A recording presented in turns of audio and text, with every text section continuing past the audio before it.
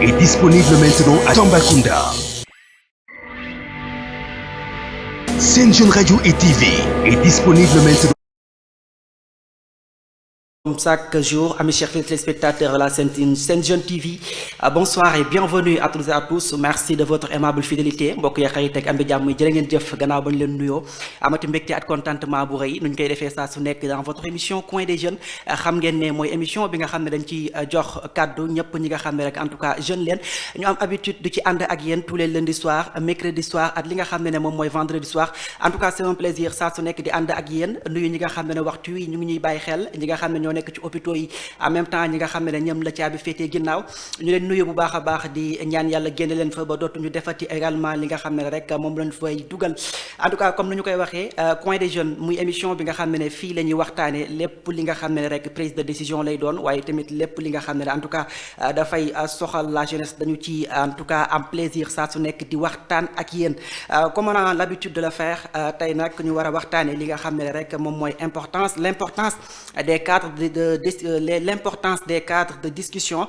pour transformer li nga xam ne moom mooy la vie des jeunes tey loolu la ñu war a waxtaanee ak ñi nga xam ne rek comme j'ai tantôt l'habitude de le dire c'est un plaisir saa su nekk di ànd ak ñoom ci plateau bi ñu nekk ay jeunes yi nga xam ne wax dëgg yàlla macha allah kenn du wetti li nga xam ne tey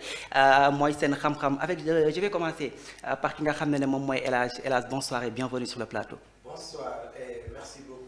Ips, oui, bon, c'est un immense plaisir de nous retrouver sur ce plateau. Bon, maa ngi nuyu ñëpp nag maa ngi nuyu ñëpp surtout samay waajur di leen jaajëfal di nuyu mboolem jullit di leen ne merci beaucoup et di jaajëfal surtout tamit ñi nga xamante ni ñu ngi suivre à l'instant voilà merci beaucoup. Merci beaucoup à El Hadj. De l'autre côté on a avec ki nga xam ne moom mooy Amadou Wuri. Amadou bonsoir et bienvenue sur le plateau. Merci DJ Ips et c'est un réel plaisir pour moi également de nous retrouver sur ce plateau et je salue à nos très chers téléspectateurs et si je reviens ici sur ce plateau, c'est parce que je crois en la force de la parole qui est une discussion que voilà. En tout cas merci beaucoup à vous comme ni ñu koy waxee ci seen disponibilité bi ñu ànd ak ñun à chaque fois alors je veux comme nu ma koy rappeler rek on a le plaisir aujourd'hui di waxtaane li nga xam ne moom mooy l'importance des cadres de discussion pour transformer la vie des jeunes tey bu ñu ko waxee maanaam mooy kaddu wala non seulement du inclure li nga xam ne tey moom mooy les jeunes dans les prises de décision mais li nga xam ne tey mooy xalaat xel bi nga xam ne tey war nañ ko soxla ci jeunes yi ngir ñu mën kaa am alors tey naka nga gisee li nga xam ne moom mooy thème bi at lan nga ñu ci mën a apporter. Bon pour moi thème bi am na solo lool. Parce que boo gisee ma ni thème bi am na solo en fait jeunes yi damay commencer sama bopp damay jël exemple sama bopp vu que jeune la te loolu moo tax tey ma toog fii di représenter voilà quoi en fait. Bon pour man thème bi dafa am solo. Parce que lu tax ma ne thème bi dafa am solo imaginez-vous gis nga léegi partout dans le monde boo xool lépp ci ay bërëb liggéeyukaay comme que ce soit des associations. Des entreprises ou bien même si gouvernement bi da ngay gis pour nga gis ci jeune bi nga xamante ne am na au moins am na minimum 35 ans c'est rare am na ñi nga xamante après 35 ans jëm 40 ans jëm kaw nga gis te loolu soxlawuñu jaar jeunes yooyu ñu à peu près jeunes yi nga xamante ni ñu ngi toll di am âge yi nga xamante ni 25 ans jëm 30 ans juste lañ soxla pour ñi nga xamante ni au moins ñoom dinañ mën a bokk ci kii association en même temps dinañ mën a nekk ci bërëb liggéeyukaay yi nga xamante ni ay tey boo xoolee ay kilifa rek ñoo koy jiite moo tax ma ne thème bi am na solo lool te baax na ko la. Alors l'importance toujours des cadres de discussion pour transformer la vie des jeunes tey pour yow lan moo war a nekk jéego wala lan lañ mën a def ngir mën a inclure jeunesse bi ci yenn prise de décision wala yenn haute fonction yi nga xam ne peut-être wax nañ leen fa mën a gis pourquoi pas bu ñu demee ba assemblée nationale tey lan moo tax tey peut-être waruñu. Non seulement gis foofu noonu ndaw ñi mais lu tax tey à chaque fois dañ leen di beddi duñu wax beddi carrément mais lu tax tey duñu laajte souvent xalaatu ndaw bi balaa ñu koy dugal ci leneen wala xalaatu ndaw bi ci yenn prise de décision yi nga xam ne tey dañu koy jël ci réew mi sur le cadre politique bien sûr. Bon comme ni nga ko waxee sur le cadre politique parce que boo xool gis nga Sénégal. maanaam dañoo am benn comportement bi nga xamante ni maanaam c'est négatif c'est pas bon en fait. D'accord lu tax ma wax loolu. mooy ban comportement voilà mooy comportement voilà maa ngi ñëw. gis nga lu tax ma wax loolu gis nga surtout jamono ñu toll nii mën nga ne jël nga jeunes yi inclure nga leen. mais pour nga inclure nit. il est bon que tu lui demandes son avis. son avis bien sûr boo amul avis am amoo droit def dara wala amoo droit ne bëgg nga ko jàppale. bëgg nga ma jàppale. dëgg la mais boo ma bëggee jàppale alors que laajte ma lu ma bëgg. ban sens la am si li ngay wax bëgg nga ma jàppale. il faut que parfois ñuy am mentalité bi nga xamante ni boo bëggee jàppale nit ko laaj ko si ban domaine nga bëgg mu jàppale ban domaine nga bëgg. nga ko bëggee jàppale moom mu wax la ko nga jël domaine bu mu la wax noonu nga jàppale ko si loolu.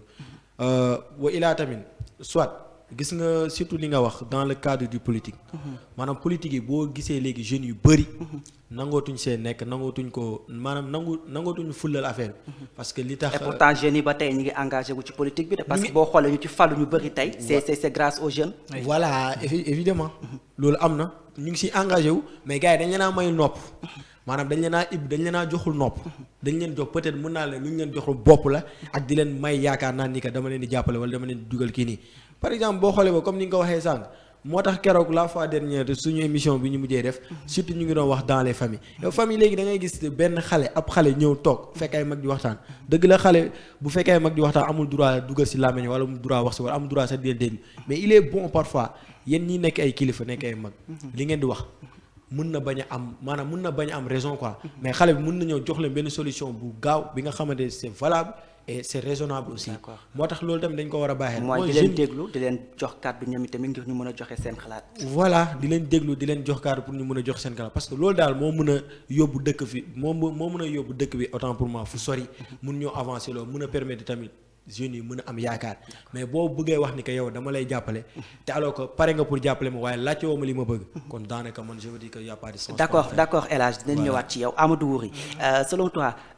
que doit-on faire aujourd'hui pour non seulement inclure li nga xam ne tey moom mooy les jeunes waaye tamit di leen déglu bu baax a baax dans des prises de décision wala ci li nga xam ne tey moom mooy soxal développement wu réew mi non seulement développement Sénégal sax laay wax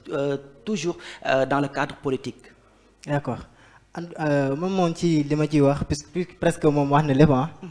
li ma ciy dolli rek mooy on a tendance à dire que la jeunesse c'est l'avenir. Mais quand on dit que la jeunesse c'est l'avenir, alors qu'on leur donne même pas la parole pour s'exprimer, ses émotions, leurs idées, leurs propos, comment est-ce que la jeunesse peut être l'avenir? Man loolu ma jaaxal avant qu'on prépare l'avenir, il faut d'abord qu'on prépare le présent. D'accord. Maintenant pour préparer le présent, il faut qu'on donne la parole aux jeunes. D'accord. Pour qu'ils puissent participer aux décisions. D'accord. Proposer leurs idées. Leurs idées peut-être pertinentes comment dirais-je, comme pas pertinent, comme aussi on disait, voilà, comme ça. Mais ce que je voudrais encore dire, c'est que les adultes ne devraient pas, ils devraient écouter les jeunes sans leur juger. Sans qu'ils wax na ko ci kii bi dañuy déglu jeunes yi comment mën nañ leen déglu. mën nañ leen inclure te duñ leen déglu. voilà dañ leen inclure te duñ leen déglu voilà suñu leen déglu sax mais bu ñu leen dégluwee dañ leen di juger di naan non lii du nii wala du nii wala ñu accompagner leen ñu imposer leen ci ñoom ci seen ay idées. alors selon toi c'est à qui la faute tey jeunesse bi la wala tey ñi nga xam ne peut-être ñoom ñoo diriger yenn haute fonction yooyu noonu peut-être ñoom la tey faute bi nag kan lañ ko mën a wax ne tey ñoom ñoo fàtte li nga xam ne tey moom mooy la jeunesse est-ce que tamit jeunesse bi tooguñu xool nangu non seulement ñu inclure leen te laaj joxewuñu li nga xam ne moom mooy seen avis parce que nit ki tamit defe naa ne boo ko laajtewut avis wala boo ko dugalut ci li nga xam ne peut-être moom foofu la mën a joxe avis du ko mën a joxe à qui la faute tey. Ah bah moi je ne dirais pas que ce sont ceux qui ont les hautes fonctions, ni la jeunesse. Les tâches sont partagées. Voilà, parce que je peux dire sur le cas de la jeunesse, la confiance en soi. Jeunesse bi mën na manquer confiance pour dire que man dama bëgg bokk ci tel domaine ou bien dama bëgg représenter la région ou postuler une poste. Domaine bi c'est côté boobu noonu mën naa wax peut-être le jeune peut avoir un manque de confiance en soi ba du dem ci kii ci wàllum ceux qui ont les hautes fonctions je peux dire que eux aussi parfois d'un autre côté ils peuvent imposer leurs décisions sans demander les avis des jeunes et c'est ce qui n'est pas normal. D'accord. yaakaar naa ay jeunes si boo ko bëggee inclure nga bu mu bokk yaakaar naa xelam lu mu idéam lu mu tuuti war na ci mën a sandi ngir améliorer les choses. d'accord je pense. d'accord Amadou Wuri El Hadj. bon daanaka si moom xam naa ne dañuy répété waat rek parce que mun naa ne wax na lépp maanaam il a tout dit je peux dire ça mais bon comme dañ si ajouter lu ndaw rek comme ni ma ko waxee ñu gën a leeral maanaam nañu tàmm nañ am habitude di déglu jeunes yi waruñu leen jël rek jox leen nopp ba pare alors que bu ñu paree lu leen jeune bi wax ou bien lu leen xale bi wax amul lu leen benn njëriñ maanaam day dugg ci nopp bi génne ci nopp bi alors que ça n'a pas de sens. Nous avons le droit à la parole, mais aussi, nous avons aussi le droit de donner, de partager nos idées, voilà, nos tristesses et nos émotions envers nos parents ou bien, voilà, suñu mag ak suñu kilifa tout. Mais bu ñu mayul opportunité boobu ñu def ko daanaka je peux dire que ça n'a pas de sens quoi en fait. d'accord voilà. Toujours bu ñu ko waxee ci aspect politique bi nga xam ne peut-être gis nañ ne duñ ci gis jeunes yu bëri wala tey boo xoolee bu xeex jotee peut-être jeune bi ñoom ñooy génn ñoom ñooy def lépp ñooy bokk ci association yi ñooy kii mais une fois tey nga gis maire bi tey ñu fal ko boo xoolee ci côté am boo xoolee ci entourage am doo fa gis ñi nga xam ne tey moom mooy les jeunes maanaam ci conseillers yi nga xam ne peut-être mën na nekk ci conseiller maire bi tey doo ci gis ay jeunes mais da nga ciy gis ñi nga xam ne ils ont plus de 50 ans wala ñi nga xam ne sax ëpp na ko c'est quoi le problème est-ce que c'est la jeunesse en tant que eux wala ñi nga xam ne tey peut-être ñoom ñoo leen war a déglu ñoom ñoo leen war a jox kii yooyu noonu problème bi fan la. bon problème bi si côté boobu mun naa ne c'est dans les deux sens. Ça peut valer dans les deux sens parce que lu tax ma wax loolu gis nga surtout li nga wax nii. da nga jël exemple fii si Tambacounda. waaye tamit rawatina suñu mairie bi fa nga jël exemple. peut-être c'est partout sax. voilà mais d'accord mais xam nga balaa ñu naan partout. il est bon nga jël exemple yow fi nga nekk. exactement moo gën nga jëlee exemple feneen. c'est vrai d'accord maintenant tout ce qui concerne notre mairie. si mairie bi. parce que mairie bi dafa nekk li nga xamante ni actuellement je peux poser une question maintenant vous pouvez me dire qui est monsieur le maire son nom c'est comment. Pape Bana Dièye voilà Pape Bana Dièye n'est-ce pas Pape Bana Dièye la mais moom tey ji du jeune noonu yëpp kilifa la mag la mais lan moo tax ñoom ñu am habitude ñu fal leen jël yaakaar yëpp teg ko ci ñoom mais ñu fal leen ñoom ñoo war a am mentalité ak capacité maanaam recruter ay jeunes teg leen seen côté mais pas ñuy def li nga xamante ni carrément gis nañ ni ñoom ay kilifa leen lu tax ñu mën a jël ay kilifa di leen teg seen wet wala di jël ay kilifa di leen boole seen gouvernement non c'est pas comme ça ñoom nekk nañ ay mag dañoo war a am ay jeunes yi nga xamante ni bu ëllëg si biir on sait jamais àdduna dafa gudd tànk tey mun nañ fi nekk suba mun nañ fi bañ a nekk. est-ce que tamit jeunes yi tey nekkut ci seen côté parce que non seulement yow poste bi nga xam ne peut-être bindu nekkul loo nga xam ne dañu koy donn poste yi nga xam ne peut-être boo xas ku jàngul sax peut-être mën na nekk maire autant que ki nga xam ne peut-être moom moo jàng ak am diplôme yëpp mais est-ce que tey jeune bi waratul toog di xaar mais. comme ni ma ko waxee la fois passée mu def les pas qu'il faut ngir mën a mériter li nga xam ne peut-être tamit tey moom la ñu koy xeexal wala tey moom la bëgg ñëpp bëgg tey mu am. bon si côté boobu mën naa ne gis nga jeunes yi ñëpp yamuñu mais ñëpp aussi bokkuñu. dafa am deux sens dafa am deux catégories si jeunes yi jamono ñu toll nii am na jeunes yi nga xamante bugguñu dara taxule naa jóg. ñoom lu dul topp ci dëkk yi nekk di teg caayin wala di jotaay fu jotaay nekk ñu dem fa fu musique tàkk nag kenn du leen fa njëkk ñooy njëkk a dem ñooy mujjee ñibbi donc xam nga loolu mais beneen côté bi dafa am jeunes yi nga xamante ni que maanaam ils sont engagés ñooñu dañoo bëgg maanaam ay nit yi nga xamante ni on parle des jeunes engagés voilà ils sont engagés bëgg nañ seen ëllëg bëgg nañ maanaam teral seen yaay parce que man mënuma imaginer nga nekk nit surtout nga nekk nit yàlla sàkk la ba nga baax nga judd fekk say yaay si dans des situations qui sont très très très très difficiles yow mi di ndaw di xale amoo capacité ne man sama yaay situation bu nekk nii man de man rek maa ko fa war a mën a jëlee ou bien man rek maa ko fa war a mën a jàppale pour mu jógee situation bi man léegi maintenant je ferai de mon mieux je vais me concentrer sur ça je vais boxer sur ça pour mu mën a am liggéey mën a tere sama yaay mais yow boo amul capacité boobu noonu boo amul mentalité boobu doo ko def mais am na ñi nga xamante ni que jamono doon loolu moo leen tax a jóg pour tere seen yaay mais mën naa ne gouvernement bi dañ leen nangul may bopp nangu ñu leen may nopp en fait nekkuñu di leen déglu loolu moo waral ñàkk bëri jeunes yi nga xamante ni ci entreprise yi wala ci bërëb liggéeykaay. d'accord nangu ñu leen may bopp quoi en fait. d'accord voilà dinañ ñëwaat ci yow léegi El Hadj Amadou Wuri tu penses lan mooy problème bi quand on parle tout à l'heure dañ ko wax fi nga xam ne peut-être mooy suñu région di Tambacounda fii lan moo tax tey la jeunesse il duñu dem pour nu mu tudd non seulement occuper ces postes wala tey du ñu def ce qu'il faut tey pour mériter li nga xam ne lan moo tax maanaam sentiruñu la jeunesse ci li nga xam ne moom mooy politique quand on le dit ici à Tambacounda lan mooy problème bi. Bah, man, je dirais qu'ils ont peur peut-être. Parce que man, dans toutes les élections, comment dire, législatives, je pense. D'accord. Dans toutes ces élections-là, je me dis ben un jeune postulé que man dama bëgg nek maire. Man ba légui gisuguma ko. Man je dirais que peut-être ils ont peur ou bien parce que peut-être ceux qui je ne sais pas, peut-être que les adultes ne leur encouragent pas pour aller postuler. D'accord. Moi je dirais que c'est ça. Bah, comme on l'a dit encore, peut-être ils ont mais ne pas gëm ñu seen bopp peut-être. Mais buñ ko waxee nekkul non seulement sax ci mairie bi fauteuil maire bi mais plus particulièrement tey mën na gën a large ci côté yëpp boo demee ci yenn poste yi nga xam ne peut-être tey bu ñu waxee dans le cadre sportif tey bu ñu ko waxee tey bu ñu waxee sport defe naa ne jeune moom moo koy def. Alors tey gis nañ ne am na ci ay places yi nga xam ne tey waroon nañ xaar un jeune mu représenté ko wala un jeune mu diriger ko tey boo demee ci place yooyu yu bëri doo fa gis ñi nga xam ne peut-être en tout cas ñooñu la ñu war a tax ñu naan jeune de 18 à 35 ans wala de 18 à 30 et quelques mais da nga fay gis ñi nga xam ne tey ils ont plus de 40 et wala 50 et quelques tey di jàpp benn fauteuil di ko diriger sachant que tey jeunes yi ñu ngi toog fii lan mooy problème bi El Hadj. Bon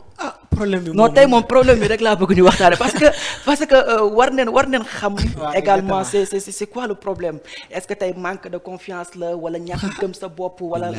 dañ leen tegul fu ñu leen war a teg wala dañ leen dégluwul lan mooy problème bi exact li tey. Non li nga wax moom psycho de jeunes yi parce que man seetlu naa à chaque fois tàmm nañ à chaque fois bu ñuy def émission on dit souvent ou bien on demande souvent la question en disant que lan mooy problème bi envers les jeunes bon benn côté mun naa ne comme ni ñu ko waxee woon la fois dernière gis nga billaay ñàkk gëm sa bopp dafa des boobu ba léegi ci jeunes yi maanaam loolu yëpp li koy firndeel comme sànq ni ko Amadou waxee ñàkk gëm sa bopp maanaam nit ñi jeunes yi en fait bëgguñu maanaam la plupart am nañu bëgg de est-ce que ragaluñu tamit loolu la nag dañoo ragal maanaam wóoluwuñ seen bopp amuñu yaakaar seen bopp naana lii mun naa ko jiite ou bien lii mun naa ko def Exactement. amuñu yaakaar seen bopp te nit ki nag quand tu te dis que man lii mun naa ko def quand tu te portes volonté de dire que man lii je serai ça demain ou bien ça je peux le faire à la kulli ali tu peux le faire. Mets-toi à l'épreuve et tout ira pour lui. En tout cas on s'attend à voir des candidats jeunes. Mais c'est ce qu'on veut vu que on a tendance souvent à dire que ou bien à entendre envers les adultes dire que les jeunes sont les futurs de demain. Mais boo waxee sont les futurs de demain alors que jeunes yi ñu ngi lay bàyyi xel ñu ngi déglu li ngay wax alors que li ñu lay déglu amul sens maanaam loolu yëpp daal li koy firndeel mooy ñàkk a wóolu seen bopp la ak jeunes yi maanaam actuellement amuñu capacité bi maanaam bëgguñu en fait. bëgguñu man je peux dire ça bëgguñu selon ma compréhension c'est ça en fait. Et moi aussi je peux dire que dans un autre sens comme les temps anciens ils disaient que xale du jiite mag. non loolu moom c'est révolu loolu nekkatu fi on a président jeune on a des kii nga xam ne tey ce sont des jeunes et que suñu gouvernement boo xoolee wala tey fu mu toll nii ay jeunes kese koy jiite. donc loolu rek war na may yaakaar ak fit pour jeunes yi nga xamante ni ñàkkoon nañ espoir ñàkkoon nañ volonté ne nii que lii mun naa ko doon pour ñu mun a porter volontaire dem envers leur rêve. D'accord loolu bu ñu ko defee moom. jàmm ne ñëw Sénégal moom day jëm kanam. d'accord maa la ko wax. d'accord voilà. Amadou pour yow tey selon toi c'est quoi le rôle de l'État pour donner plus de confiance aux jeunes waaye tamit non seulement di leen inclure mais toog di leen déglu lu ci mel ni sa tantôt dama ko wax tout à l'heure Assemblée nationale lu ci mel ni tey de ci ay lieux yi nga xam ne peut-être war nañ fa gis jeunes yi tey lan la État war a mën a teg. ba mën a jox kàddu non seulement mu ay tamit mën a déglu li nga xam ne tey moom mooy ces jeunes ngir ñu mën a développer ñoom tamit seen ay idées. Ah bah man je dirais que pour que loolu am choisir des jeunes engagés yoo xamante ne ñoom ils sont prêts pour comment dire réaliser leur rêve ou bien bëgg à réaliser li ñu bëgg. Le rôle de l'État dans ça je pense que il faut que ñu ñëw ñu dégg ci leen. ñu dégg ci leen ñu laajte leen demander leur avis et tout ça. leur idée comment dire encore jusqu'à ce que la jeunesse puisse comment dire exprimer leurs émotions leurs idées proposer des solutions envers le développement je pense que l'État devrait jouer un rôle crucial sur cela aller auprès des jeunes et leur demander leur avis. D'accord. Je pense que cela va motiver les jeunes à aller vers les postes comme la mairie et ainsi de suite. D'accord. El Hadj lan nga ci gis yow tamit pour la même question. bon man moom li may wax juste lu ñu naan comme état du Sénégal ñoom amul juste que lenn rek lañ leen mën a ñaax maanaam ñu gëstuwaat ndaw réew mi pour lan mën a gëstuwaat ndaw réew mi parce que mën naa ne ñun à chaque fois peut-être man mën naa ne damay defaat quelques répétitions rek parce que daanaka moom wax na lépp mais gëstuwaat ndaw réew mi mooy lan maanaam dem xool ñoom ñu jël seeni initiative bopp. même bu fekkee nekkul ñoom sax ñooy dem mais ñu am ñu délégué wàcc sur le terrain dem xool si ñi nga xamante ni comme jeunes yi nga xamante bëgg nañ taxawal dara mais am nañ seen projet boobu waaye ku leen jàppale lañ am wala ku leen teg loxo bien vrai ni que nit ki lépp loo woote ni que di nga ko def mun nga ko def mais si ko nga porté volontaire ni que je peux le faire et je le ferai maanaam loolu moo nekk devise bi en fait munoon nii dara rek mun nga ko def boo waxee dara nga ne mun naa ko def rek yam si je peux le faire et je le ferai maanaam da ngay wax ni que mën nga def mais di nga ko defi incha allah maanaam du li nga nekkul li ngay wax naan dama koy def rek yem fa mais di nga ko def en même temps nga kii nii. est-ce que jotul ñu teg non seulement je dirais pas des initiatives wala tax waaye tamit ñu teg nu mu tudd ay bërëb yi nga xam ne peut-être c'est pour la jeunesse ñi nga xam ne tey peut-être ils ont besoin des conseils ñi nga xam ne tey peut-être ils sont daña dem ba désespérés dans la vie amatuñu. peut-être orientation amatuñu conseil est-ce que tey jotul tamit état joué ci loolu bu baax a baax tey quand on parle tey defe naa ne Tamba fii la ñuy wax surtout à Tamba tey est-ce que tamit jotul ngir ñu defal li nga xam ne moom mooy lu ma fi jot a tudd léegi pour la jeunesse waaye tamit tey bu amee est-ce que jeunes yi tey xam neen ko ba mën di fa dem ngir mën a partager waaye tamit joxe li nga xam ne peut-être moom mooy seen avis. bon peut-être dama naan loolu manque d'information parce que mun na am. alors que jeunes yi ñu bëri yëguñu xamuñu ko mais am na tamit si ñi koy xam fekk ne ñi ko xam ñooñu bëgguñu en même temps bëgguñu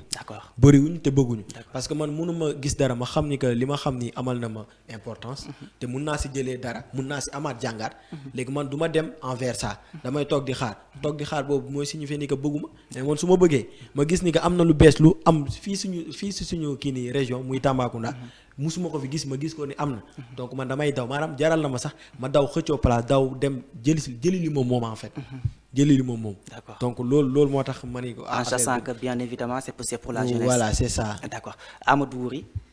pour la même question naka nga gisee li nga xam ne peut-être posé naa ko tout à l'heure El Hadj man mooy li ma ci wax comme yaa ngi doon wax ci affaire bërëb bon am na yu bërëb yu fi nekk comme des lieux yi nga xam ne c'est pour la jeunesse waaw comme CCA ils ont organisé des clubs de jeunes filles et des jeunes garçons maintenant ceux qui sont intéressés peuvent venir discuter proposer leur permettre de développer leurs compétences tout en leur donnant leur confiance en soi et je pense que ça aussi c'est très important su ma jëlee aussi un exemple de dans les établissements surtout moi depuis ma primaire dañ maa jël man kay xaw ma sax dañ maa jël justement di ma intégrer juste sur des clubs des gouvernements scolaires tout cela pourquoi pour nous permettre à nous préparer à être des responsables très bien à comment dirais-je encore à devenir des futurs dirigeants pourquoi pas en nous donnant la parole pour nous exprimer librement sans stress ils ne nous jugent pas ils nous écoutent et ils nous accompagnent quand même avec sérénité. D'accord ce que tu viens de développer là dafa am importance bu baax a baax parce que lépp rek pour man c'est dès le bas âge voilà moo xam ci kër gi moo xam ci école primaire bi moo xam ci li nga xam ne moom mooy ci collège bi ci lycée bi ba élève bi peut-être dem ba université alors dafay am ces mentalités yi nga xam ne peut-être il sera un jeune non seulement un jeune engagé ba tax na peut-être loo ko inclureul sax mais dafay am toujours cette nu mu tudd dafay am toujours courage non seulement waaye tamit confiance en soi bi nga xam ne peut-être moom lay am alors tey ci biir établissement yi bu ñuy wax l'importance des cadres de discussion pour transformer la vie des jeunes tey ci biir établissement yaa ngi ko doon wax tout à l'heure peut-être yow benn kànga bi nga xam ne yaa ngi ci évoluer depuis boobu ba tey alors tey lan ngay wax wala tey ban jàngat ngay def à l'envers ci ñi nga xam ne tey moom mooy yeneen jeunes yi nga xam ne peut-être ñi nga gis loolu ci mi ngi am ci biir école bi te ñoom tamit duñ ci bokk wala duñ ci dugg ngir mën a peut-être gën a développer seen ay idées non seulement dina la permettre nga am d'autres connaissances ouverture en tout cas importance boobu noonu lan moo tax peut-être yenn ci ay jeunes yi duñ ci sóobu bu baax a baax. Bah man je peux dire que ce que cela m'a permis, ça m'a beaucoup permis même, surtout dans le collège, dans mon collège Sem Gouy. Quand j'étais là-bas, ma première année, on m'a inclus dans un club et on m'a donné une fonction chargée de la communication. Comme tu le sais, quand une information vient, on devrait passer dans toutes les classes. Maintenant, je suis responsable de cela.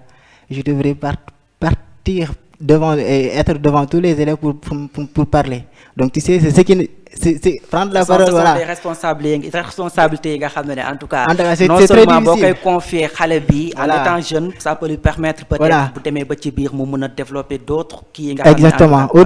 début dama amoon manque de confiance amoon yaakaar ni carrément que dinaa mën a dem def loolu. Mais quand même, notre encadreur m'a poussé à ce que je le fais. Voilà. Demal, il m'a donné des indications de ce que je dois dire. Et petit à petit, ça allait jusqu'à ce que, voilà, je commence à prendre la parole devant une public. Et sur ce même, ce qui m'a poussé à être le président du gouvernement scolaire de cette année passée-là. Très bien. Et notre encadreur, tu sais ce que notre encadreur me disait? Il me disait, tout ce que tu fais, assume. D'accord. Assume. D'accord. Si tu prends une décision devant ton gouvernement scolaire, assume-le. Et tout va. En tout cas, je le remercie. On va en revenir dinañ ci ñëw El Hadj naka nga gisee cette question bi nga xam ne posé naa ko tout à l'heure Amadou Wori. Bon, comme question comme li mu fi jógee wax rek daanaka c'est la même question à nous. Man pour vous dire que je vais prendre aussi un exemple concernant moi-même. Parce que lorsque j'étais à l'élémentaire, tout ce qui concernait le gouvernement scolaire, des clubs, des kii, ça ne m'intéressait pas. Maanaam en fait joxuma ko woon gëdd quoi fulaaluma ko woon parce que je savais pas l'importance. Mais une fois arrivé au collège, ma première année au collège, on m'a je peux dire que comment dire, on t'a déjà orienté, voilà, quoi, on t'a donné courage beeg et voilà, tout ça. il y a un de mes professeurs bi nga xamante ni gis na ma xam na ni carrément ni que maanaam gis na ma motiver ma jël ma boole ma ci biir gouvernement scolaire mais je ne daanu moon gérer benn poste. D'accord. Mais ma première année au collège, madame, j'ai fait 2 mois, 3 mois, je commence à savoir quelle est l'importance d'être dans le gouvernement scolaire. D'accord. Et ce que là la ma mën a apporter ëllëg. Maintenant, je l'ai fait, je l'ai fait avant qu'on organise notre premier FOSCO au collège. Parce que dañoo am sens participer li nga xamante ni suñu première année au collège, année boobu le Sem Gouy organiser FOSCO bi ñu fekkee. D'accord. Donc on a réalisé beaucoup de choses. On dirait que ni ñun ñoo nekkoon président du gouvernement scolaire. Parce qu'on faisait un travail bi nga xam ne nous on a beaucoup pleuré dans le gouvernement scolaire. D'accord. Comme des sacrifices des tout. Loolu peut-être dans les gouvernements scolaires loolu ce sont des choses yi nga xam ne peut-être en tout cas élèves yu bëri jaax nañ ci. Mais tey bu ñuy wax sur l'importance des cadres ci jëmale ko ci li nga xam ne moom mooy de discussion pour transformer la vie de la jeune tey bu ñu wax transformation rek peut-être tey bëgg nañ ko jëlee à un point yóbbu ko à un autre point. Tey bu ñu xool dans la société foofu laay ñëw ba tey plus particulièrement ici à Tambacounda tey lan wala sax tey ni ma ko waxee woon tout à l'heure est-ce que tey jeunes yi xam neen li nga xam ne tey moom mooy ce qui leur revient de droit ngir mën a non seulement bokk ci dans des instances de prise de décision waaye tamit ngir mën a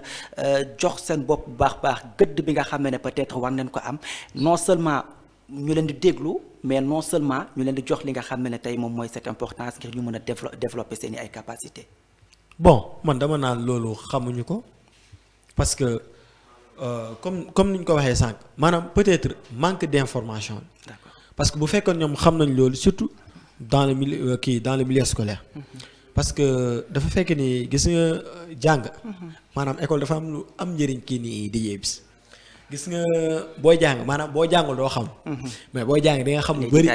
voilà naka lan la école mën a apporter tout mais boo gisee xale yi tey nekk boo gisee ñun ñu nekk tey du ma ne xale yi de parce que du ma si génnee sama bopp si laa bokk. boo gisee léegi ñun ñu nekk si école yi maanaam di jàng peut-être di jàng fekk am na yu si nekk am na li nga xamante ne mu ngi en dehors de l'école. ñun ñu xam information am ñeneen ñu ko dul xam. maanaam loolu comme ni ma la wax sànq rek manque d'information. manque de communication waaw manque de communication yi moo jàllut peut-être. voilà mën naa ne loolu moo tax jeunes yi ñu bëri du ñu am engagement maanaam du ñu sawar pour di def yenn yi. te alors que ici à Tambacounda. wallahi y a beaucoup de jeunes yi nga xamante ne ils veulent réussir. te amuñu yoon maanaam amuñu les informations qu'il faut. c'est ce qui leur empêche d'aller en avant moo tax ma ne la dañoo war a gëstuwaat beaucoup dañoo war a gëstuwaat bu baax ni que seen information yi ñuy passé ak li ñuy tabax fii pour kii bi boo xoolee comme cas bi nga jël ni déjà université bi nekk fii suñu université bi nga xamante ni peut-être je peux dire que voilà en mois d'octobre 2026 ça sera disponible en fait voilà ça sera ouvert aussi dinañ commencer jàngale mais boo gisee tey communication bi dafa commencer jàll moo tax ñu bëri xam nañ ko même des élèves qui sont à l'élémentaire da ngay dégg naa la université bi fu mu nekkee di poser la question parce qu'ils commencent à savoir donc information comme ni ñu ko defee ak université bi noonu la ñu ko waroon defee ak yeneen sites yu fi nekk ak yeneen club yi comme ni ko kii waxee ay kii di CCA ay Enda Jeunesse Action yooyu yëpp loolu yëpp ay club yi nga xamante ni ndaw ñi lañ fi nekkal loolu moo leen tax a jug voilà. Amadou Wuri dañuy ñëw toujours ci aspect politique bi parce que buñ ko waxee peut-être mën nañ ne débat bi nga xam ne moom mooy dominer dans la société duñ ci gis jeune bi mu ciy dugg bu baax a baax wala sax duñ ci laajte li nga xam ne moom mooy xelu jeune bi tey c'est quoi le problème ba jeune bi tey waruñu ko xaar non seulement ci fauteuil yooyu noonu mais tamit lan mooy problème ba ñu bëri tey du ma ne soxlawuñu xelu jeune bi parce que c'est un peu exagéré mais tey lan mooy problème ba jeunes yi tey duñ leen gis ci côté yooyu noonu. Je peux dire que peut-être comme il manque de motivation ou bien il manque de courage pour aller vers ces lieux-là. Je peux dire que c'est ça en fait ci mbir balaa nga ci dugg il faut nga am ci information nga xam ko nga am motivation boo ko xamee ci nga am motivation nga am courage am confiance que dañ ci mun dem mais loolu yëpp boo ko amul xam nga doo ci mun dugg en fait kon loolu yëpp li nga xam lu ñu war a xoolaat la ñi jiite ci kaw ñoom ñoo war a gëstuwaat comment dire ndaw ñi appuyer leen motiver leen donner leur comme ni mu ko waxee donner leur des informations pour qu'ils puissent quand même aller de l'avance quoi aller de l'avance pour qu'ils puissent assurer l'avenir comme ils ont tendance à le dire. D'accord. El Hadj. Bon daanaka même question bi ma wax rek la fi wax noonu la rek na gars yi na gouvernement bi en fait gouvernement même bu fekkee du gouvernement bi mais na kilifa réew ñi magu réew ñi gëstuwaat ndaw yi rek pour mun leen may yaakaar mun leen jox aussi motivation bu doy pour ñu mën a dem quoi mën leen dugal carrément ci lépp li nga xam ne prise de décision lay doon. voilà c'est ça en fait. ci mais même loolu tey bu ñu ko waxee nu ma ko waxee woon tout à l'heure mu nekk éducation de base bi nga xam ne peut-être dafay jouer parce que lépp loo mun ci wax rek ci àdduna bi wala lépp loo mun ci wax rek tey lu soxal jeune bi rek mu ngi commencer ci biir kër yi tey instant bi nga xam ne peut-être moom la ñu waroon jox foofu noonu kàddu jeune bi joxuñu ko fa en tout cas du ma ne joxuñu ko fa mais du 100%. ça existe. am nga kii rek mooy comment dire notre dernière émission waxoon nañ ko. mooy le manque de balaa nit ki di am confiance en soi ci kër bi lay commencer il faut que ñu koy jox kaddu muy commencer exprimer. lan moo waral du ñu déglu xale yi. lan moo ko waral lan moo ko waral ci biir kër yi duñ leen jox parole duñ leen déglu bu xale commencer wax nga kii ko mu noppi doo ko jox le temps de parole bi nga xam ne peut-être dina ko mën a am habitude boobu noonu ba génn ci biir kër gi ba dem ci école beeg feneen ak feneen lan moo waral tey je dirais pas au Sénégal waaye tey surtout plus particulièrement suñu région bi Tamba ñun à chaque fois bu ñu waxee fi la ñuy tirer suñu ay exemple parce que balaa ngaa laax jaay foofu nga laax lekk alors lan mooy problème bi ba tey duñu jox cette parole ñi nga xam ne tey moom mooy aux jeunes. Moi je dirais que peut-être que c'est la tradition de temps en temps nga ñoom suñu comment dire encore suñu papa yi ak suñu maamati maam ils ont l'habitude de dire mag bi wax xale war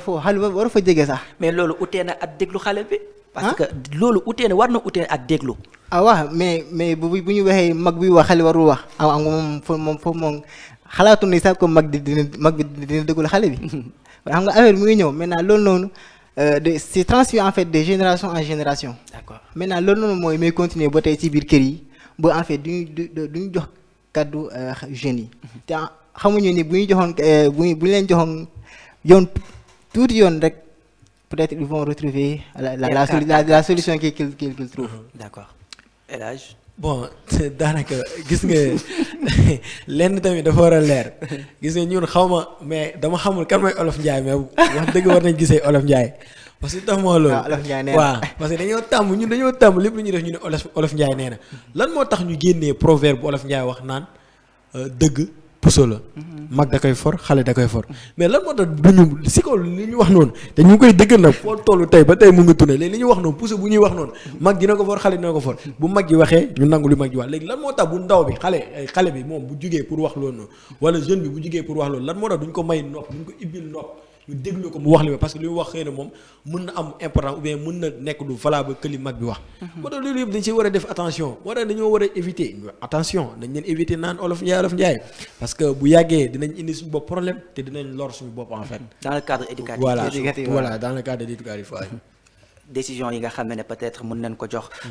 xale yi ci biir kër yi prise de parole bi nga xam ne peut-être mun nañ ko jox ba nàmpata leen ci ba nga xam ne bu ñu génnee en tout cas dinañ ci mën a kii seen bopp bu baax a baax alors Amadou Wuri dañuy ñëwaat ci yow ba tey bu ñuy wax li nga xam ne peut-être mooy des prises de décision waaye l'inclusion bi nga xam ne peut-être tey war nañ ko def inclure les jeunes non seulement dans des prises de décision parce que peut-être bu ñu waxee ci li nga xam ne tey moom mooy lu jeune bi xam mais il faut ñu wax ci li nga xam ne peut-être moo war jeune bi parce que li nga xam moom xam nga ko de naturel de nature quoi mais li nga xam ne tey moom moo la war est-ce que tey jeune bi tamit ñi ngi def la jeunesse tey ñi ngi def li nga xam ne tey moom moo leen war ngir mën a nekk ci yenn ci place yooyu noonu ba mën a di joxe seeni kàddu non seulement sax peut-être bu ñu leen fàtte mais ñëpp ñu mën a fàttali seen bopp. ah bah je pense que c'est question bu nga posé c'est très intéressant parce que nit ki balaa nga koo jël ou bien balaa nga koo sóoraale dafa fekk nga gis dara ci moom te nga xam am na yaakaar ne que ni moom carrément dina mën a assurer ce poste ou bien cette responsabilité cette tâche là waaw en fait ñun tamit ñun dëgg la nag peut-être comment dire ce qui gère des hautes autorités des hautes kii là haute fonction ne nous écoute pas même s'ils nous écoutent ils ne nous mais jeune bi en tant que toi-même boo gisee ne carrément boo gisee ne carrément mënu maa def lii da ngaa war a wax lan moo tax man tamit mënu ma lii est-ce que peut-être j'ai un mauvais comportement ou bien qu'est-ce que je devais améliorer jusqu'à ce que les gens reconnaissent ou bien jusqu'à ce que les gens aient un aperçu sur moi en fait loolu noonu sax nga jëm a d'abord defar si bopp d'abord ba ñëpp xamee la ci lu baax ak ci lu tegu ci yoon waa affaire yi noonu ba bu ñu mun la comment dire sóoraale ci yeneen postes yi moi je pense que loolu noonu tamit ñun jeunes yi tamit dañu war nañ ci xoolaat ci suñu bopp. d'accord waaw El Hadj est-ce que tey jotut non seulement bu ñu waxee inclure c'est parce que dugal neen la mais tey est-ce que jotut tey jeune bi xam lu ko war ba mën a conquérir non seulement waaye tamit occuper li nga xam ne peut-être tey dañ ko destineel. bon dama naan jot na en fait jot na parce que lu tax ma wax loolu man mënuma imaginer jeune bi en fait yow nga bëgg a def dara. léegi yow si li nga bëgg a def wala si nga bëgg a dugg si dara si li nga bëgg a dugg xamoo si li nga bëgg a dugg lu mu doon. parce que tey man mënuma imaginer ma nekk sama kër toog di noppal sama téléphone jékki-jékki rek sonné ma décroché sama appel nit woo mu ne suba am naa benn activité bëgg naa nga ñëw animel ma ko wu yem fa quoi coupé. léegi man bu fekkee ki nga xamante dama ñàkk xel. maanaam bugguma dara sama àdduna man du ma ko jéem a question sax di ko poser la question avant muy coupé wala du ma ko jéem a waat sax naan ko diw na mu ne damay naan waa baax na rek suba ma dem sa activité. mais bu fekkee ku raisonnable nga maanaam nga bëgg a doon professionnel si li ngay def. bëgg a doon sa njiitu bopp ëllëg. maanaam am ses propres responsabilités tu vas te poser des questions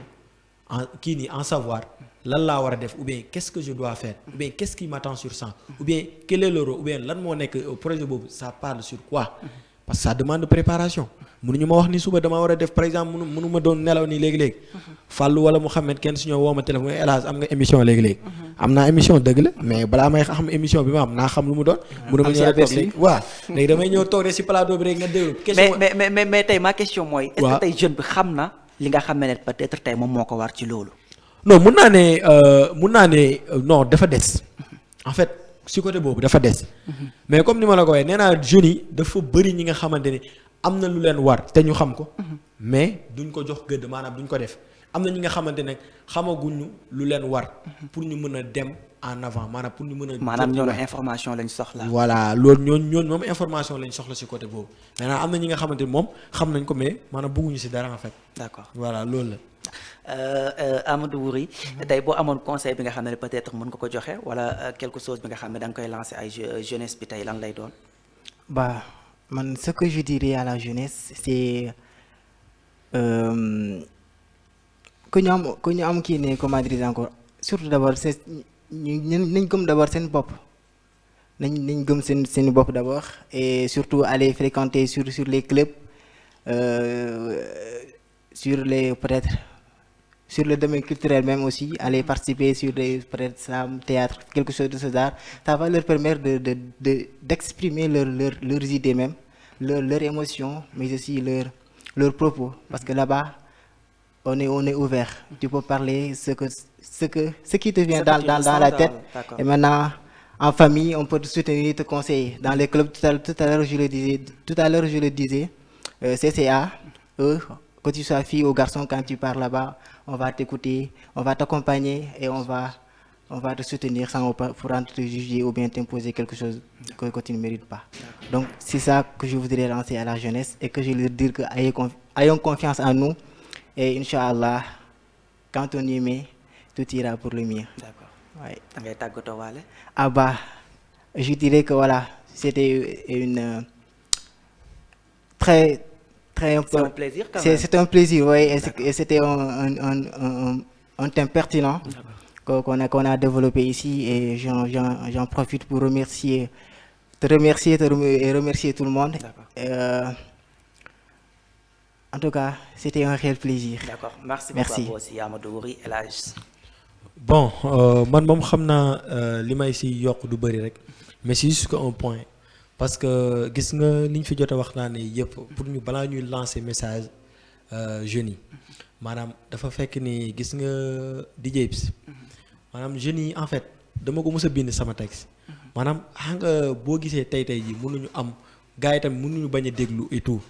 maanaam civisme bi tamit dafa compter si li nga xamante ni ça nous empêche de faire beaucoup de choses parce que mus naa wax ci sama texte naan dëkk du sa bopp rek dëkk muy sa kër muy sa doomi réew civisme mooy jaam waaye citoyenneté mooy njub si kaw loolu nag si li ma wax la ma teg si ma ni nañu leen soppi doxalin ñu defar lu baax si biir dëkk ndax dëkk gi ñu bokk la c'est défendre la vérité même quand elle blesse un peu car ce monde c'est le tien c'est le mien et ensemble tous on ira loin lu tax ma wax loolu gis nga côté boobu nag li ma jot a wax si côté boobu noonu maanaam ñun jeunes yi bu ñu changé rek ñu yaru kilifa yi tamit may ñu nopp gëstuñu dañuy changer dëkk bi. ku nekk di nga occuper place bi nga xam ne ku nekk di nga occuper place bi nga xamante ni bon sur ce je m'en profite pour wax jeunes yi naan ni leen que gis nga àdduna lu dul jàmm ko gën waaye aussi nañ am confiance suñu bopp gëm suñu bopp ne ni que lii mun naa ko def lii mun naa si dem mun naa si yegg mun naa dépasser sax niveau bi ma nekk nii donc je vais juste terminer pour vous dire que ni que gis nga àdduna lépp loo jéemul doo ko mën lépp loo tamit amul volonté pour def ko doo ko mën bon aussi dama si profité waale di la jaajëfal di la remercier bu baax a baax si invitation bi ak surtout thème bi ñu woo tey bi nga xamante ni si moom lañ doon waxtaanee di jaajëfal ñi nekk si technique bi fële waaye aussi sans pour autant fàtte public bi ñu nekk di seetaan nii ñoom tamit di leen nuyu di leen jaajëfal di rafetlu seen teewaay fii si bu baax a baax. allez merci beaucoup DJ Ips. Merci beaucoup à vous aussi merci beaucoup à El Hadj merci beaucoup à Amadou Wuri merci beaucoup à toute l'équipe bi nga xam ne rek ñoom ñoo doon ànd ak ñun c'était toujours dans votre émission Coin des Jeunes nu ñu ko doon waxtaanee rek dañu waxtaanee ci li nga xam ne moom mooy l'importance des cadres de décision pour transformer la vie des jeunes en tout cas gis ngeen lépp li nga xam ne rek yëkkati neen ko fi amoon mbégte ak contentement bu rëy doon ànd ak yéen ci seen émission Coin des Jeunes ni lay demee désormais du lundi les lundis soirs mercredi soir ak vendredi soir à partir de 17h ñu mën a ànd ak yéen merci à ki nga xam ne moom mooy Mohamed merci à Serigne Fallou merci à toutes et à tous on se donne rendez-vous inchallah à mercredi prochain mercredi inchallah d'ici là portez-vous bien. Sen Jeune Radio et TV est disponible maintenant à Tambacounda.